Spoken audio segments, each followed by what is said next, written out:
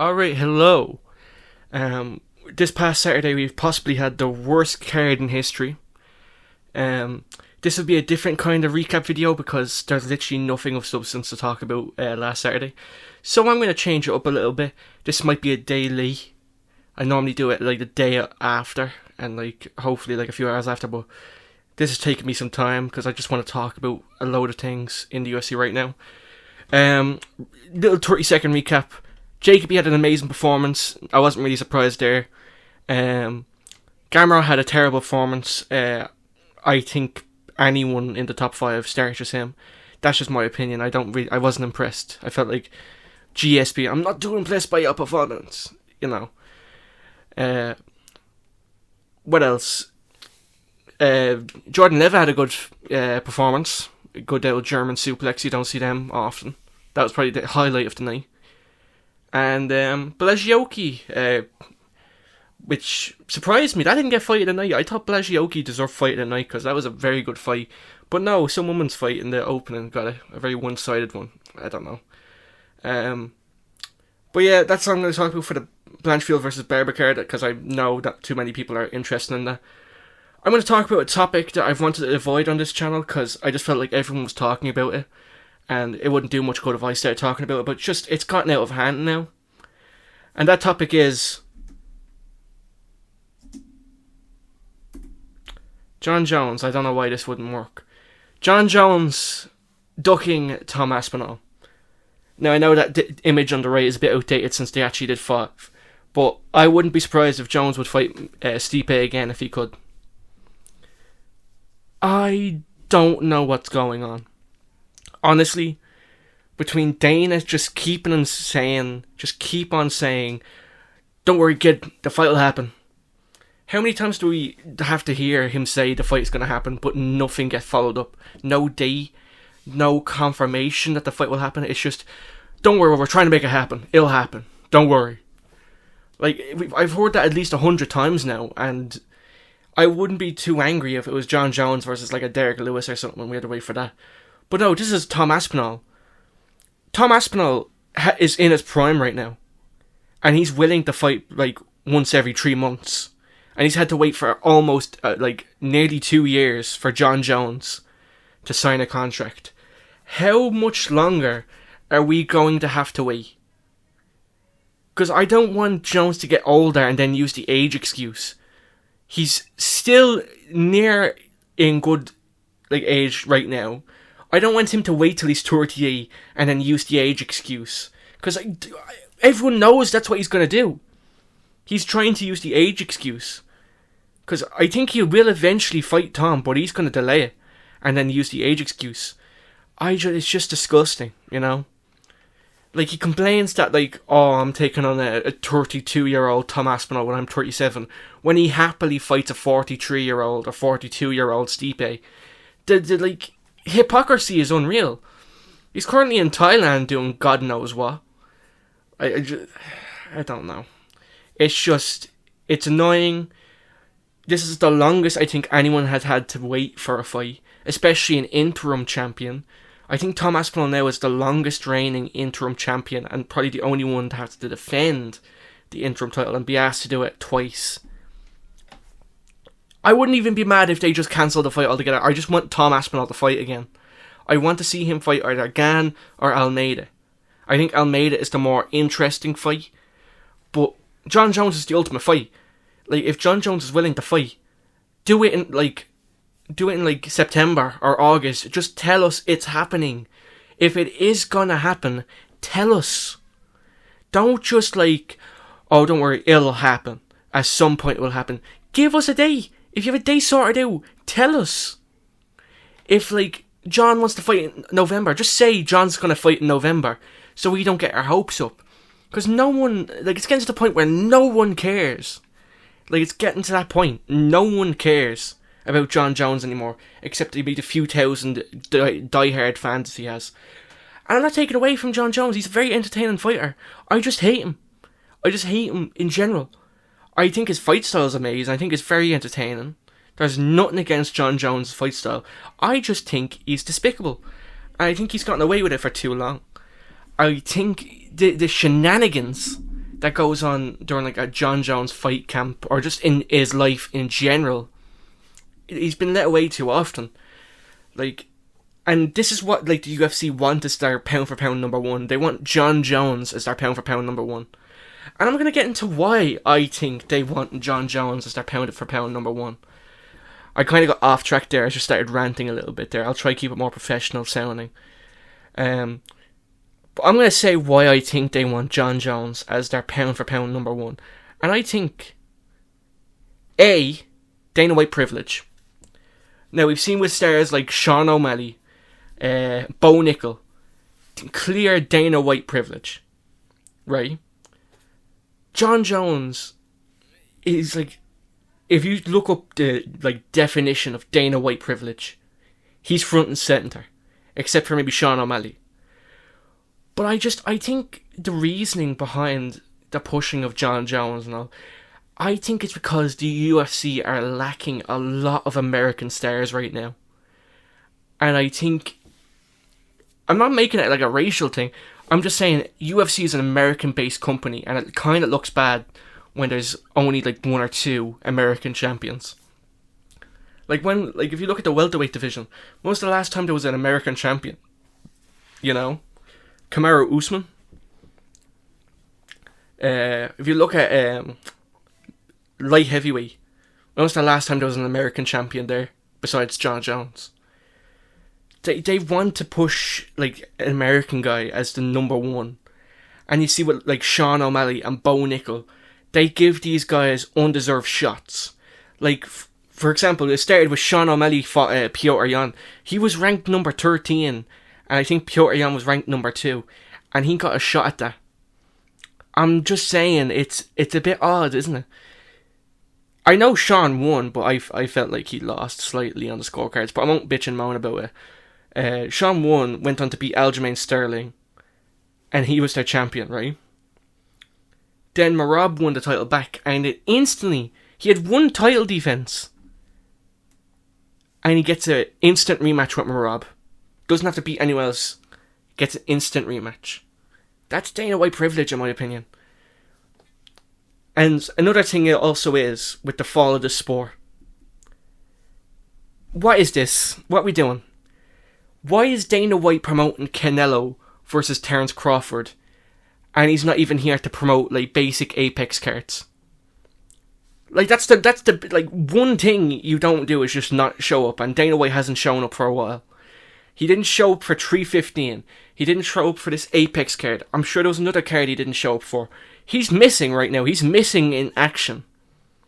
I don't know where he is right now. And I think I know why he's not showing up. And I feel like this will eventually lead to his retirement. I think Dana's bored. I genuinely think he's bored. Like, I just think with the lack of, like, star power the UFC has right now. I'm not even saying, like, I'm not even hating on the champions. I'm just talking about from Dana's perspective. There's not that many American champions, not a lot of marketable champions, like Magomed Ankalaev and Pantoja. They're not marketable for him, so I feel like he's getting bored, and he's getting frustrated that all of the like American stars are just losing and losing and losing. And hey, I don't even mind. I wouldn't even mind an American champion. I'm not like that. I'm just saying from Dana's perspective. This is where I think he's coming from. I think he's just getting bored. I think he's angry. I think he pushes stars like Sean O'Malley and Bo Nickel. That was the funniest Dana White picture I can find, by the way. But Bo Nickel, he got a main card fight over Yuri Prohaska versus Alexander Rakic. 2 top 5, or top 8, I would say, top 8 fighters fighting. And Bo Nickel, an unranked fighter, gets a main card over them on UFC 300. That is disgraceful to me. That is genuinely disgraceful. And Bo Nickel ended up getting fraud checked by not even Reiner the Ritter. I think he got fraud checked at Paul Craig when he couldn't beat Paul Craig on the feet. Like, he actually struggled with Paul Craig standing up. That is amazing. Like, I don't know what everyone was smoking when they thought, oh, Bo Nickel's gonna outbox Reiner the Ritter.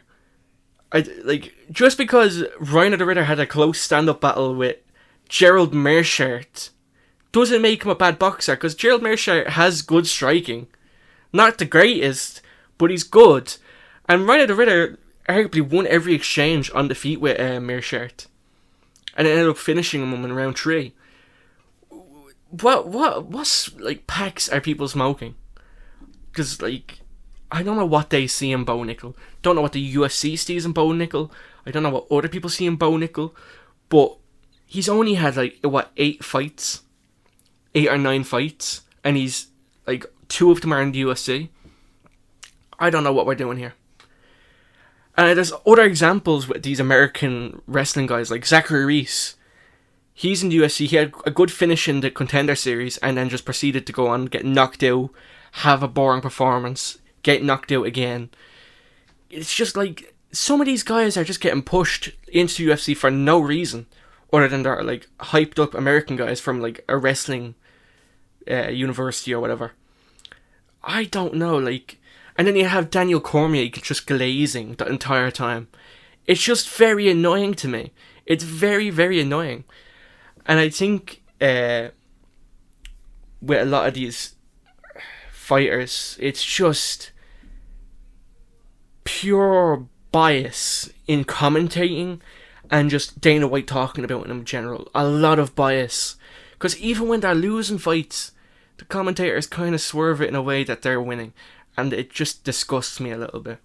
And I just want to move on to my last thing. We gotta support Morab. He's fighting this Saturday. He's pretty much the mascot of this channel. We gotta support Morab. Like, if Morab loses, Dana White gets what they want, the UFC gets what they want. We have to stand up for Morab. We have to be there. We're flying out to... I can't remember where they're fighting. I think it's New Jersey they're fighting. We have to fly out there, hold a protest, sign whatever petitions we gotta do, and we gotta support Morab. Because if Morab loses, the UFC gets what they want. And the way they've been treating fans, I don't think they deserve to get what they want in 2025. With the way they've been treating fans, with the Jon Jones situation, with the Sean O'Malley privilege, with their reluctance to even put pay-per-view outside of the US, in like European countries, we gotta take a stand, because there's too many British, European, Asian fans having to stay up till 5 o'clock in the morning just to watch a boring Apex card. I don't think we're gonna stand for it much longer. I think there will genuinely be like a revolt in like the next year or something, because they're just treating these fans like terribly. Because they go to the UK once in a blue moon, but then they force the UK crowd to stay up till 3 a.m. so that the American fans at home don't have to stay up too long. Like, what world are we living in, where the live audience has to stay up till like 5 in the morning to watch a Leon Edwards versus Bilal Muhammad? I'll just leave it at that. We gotta support Morab.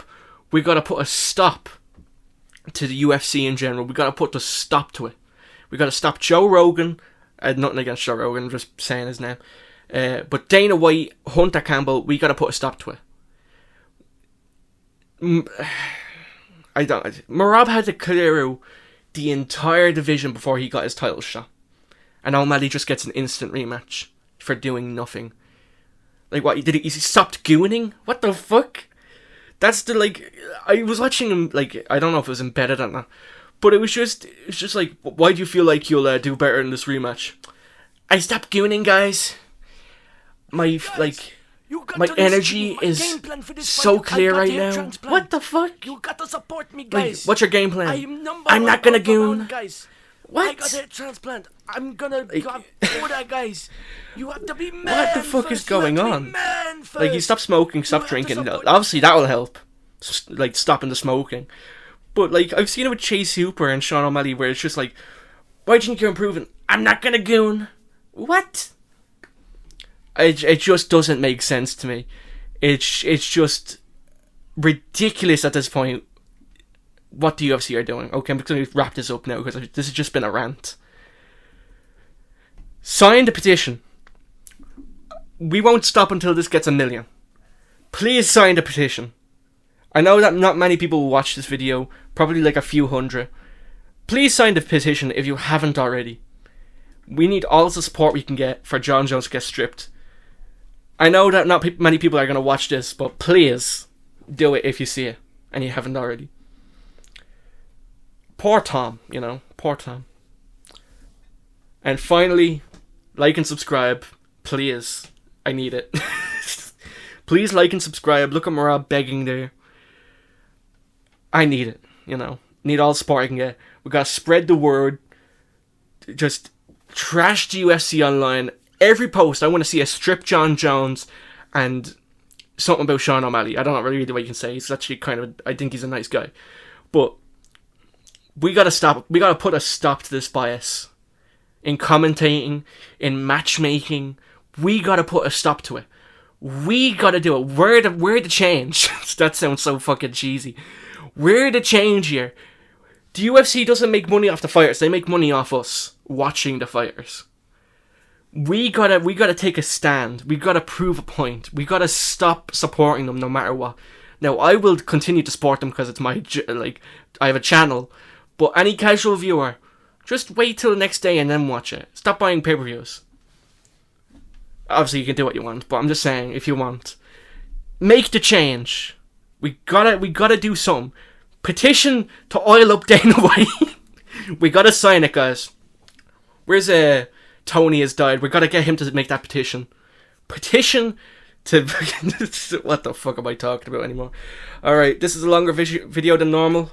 If you want me to do more of these, please let me know. Like and subscribe. Thanks for watching, guys. See ya. Hey, guys, I will counter Sean O'Malley gooning. I will counter it with my grappling. He has 0 grappling. I will counter the gooning. I will not...